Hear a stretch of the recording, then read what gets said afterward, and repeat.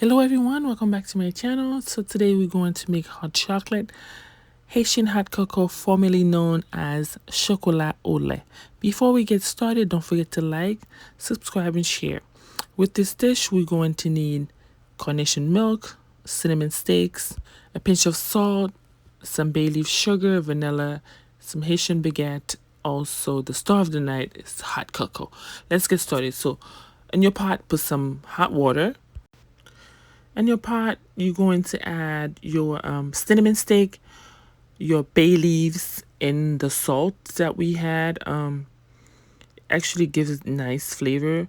Most Haitian don't add it in there, but I do because it's delicious. You're going to put a lid on that, let it come to a boil, and you're going to add your chocolate. This one is very rich. It's actually delicious. It's actually pure cocoa. It comes straight from Haiti. It is delish. You have to give it a little stir, to see if it's dissolved. Once all that is dissolved, you are going to need a strainer in the bowl or a cup, whatever you prefer, and you're going to strain it. This one actually strained it only twice because it's actually pure chocolate. It's from, straight from Haiti.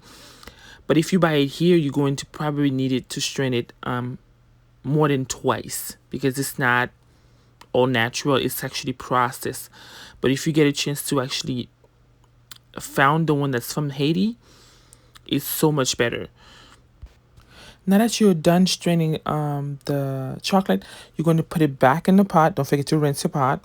Add your sugar and stir a little bit and add your milk.